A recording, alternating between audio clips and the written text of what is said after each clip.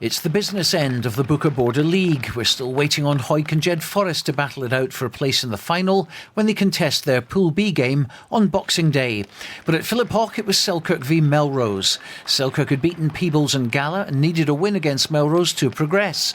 For Melrose, this was their first Border League match of the season and they fielded a mix of experienced and younger players. We got the first points on 10 minutes when Peter Forrest made ground, offloaded to Andrew Rennick, who found James Bett in space, and he had enough momentum to break Craig Jackson's tackle. From the view behind the goal, Rennick's exquisite pass setting up Bett to open the scoring. Henry Bithray was the kicker in Aaron McComb's absence, and his conversion gave the Sooters a 7-point lead. Things were going Selkirk's way in the first quarter, but Callum McComb's pass to Craig MacDougall was well intercepted by Andrew Jardine, and the youngster had plenty of gas in the tank to enjoy a 60-metre sprint to touchdown under the posts and give Struan Hutchison an easy task to level the scores. Jardine was one of the many youngsters getting valuable first-team experience, and he'll have relished this. No better feeling when you pluck the ball out of the air and earn your team valuable points. And despite Bithray's valiant attempt to cover, Jardine was out of the blocks and no one was going to catch him.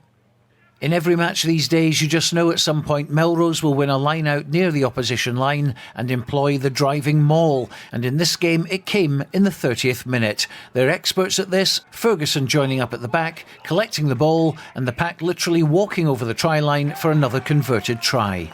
Bithray reduced the deficit to 4 points with a penalty before the break, but it was already proving to be a tight match. Melrose struck early in the second half when Jackson fed Hutchison, and a clever kick in between Ewan MacDougall and Lewis Martin gave Ian Sim the perfect ball to run onto and Melrose their third try. MacDougall stumbled turning back, but Sim was already away, and that made it 19-10, giving Melrose some breathing space. It was nip and tuck right to the end though, both teams having chances to score, but we had to wait till 2 minutes from time to see the bonus point try. Gary McWilliam giving the scoring pass to Craig Fairbairn, who sidestepped his way past Lewis Martin to dot the ball down. The game was won at that point, but there was to be a fifth try. Jardine got past Stephen Hamilton, Patrick Anderson up in support, out to McWilliam, and then Donald Crawford getting a free run in the last play of the game to put some gloss on the scoreboard. The last two tries may have come late in the match, but you can't argue with a 5-1 try count, and Selkirk must now wait to see how Melrose perform against Gala on Boxing Day and Peebles in the new year, which will decide who out of these two go through to the Border League final. Well, Andrew, that's a convincing victory in the end, but it was a little bit close right up to the final sort of 5 minutes. Yeah, definitely. Like Selkirk, they started well, kept the ball really well off us, and they made it hard for us, which we knew was going to be the case. We had a lot of young boys playing, so for us it was just about sticking it out, and we knew towards the end of the game opportunities would come, and then we took them. So, but it was a hard-fought game, and we knew Selkirk weren't going to be easy. Showed a bit of guts throughout the game.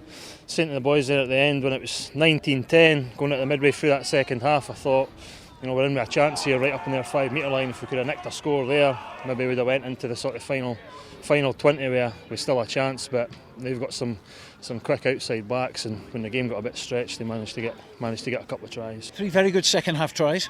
Yeah, they were good. We knew the game would sort of open up in those last 20 minutes. They'd kept the ball well, so they were going to tire at some point. And then when the game opened up, our outside backs just seen the space and took advantage of it, which was really pleasing. 5 tries in all, including an interception for yourself. You'll be pleased with that. Yeah, well, the Jacko just called before that's got a big line speed and put pressure on the pass, and just one of those things that just read it well, managed to get on the end of it, and it was under the stick. So pleasing for me. Stuart Cameron, ITV News, Philiphaugh.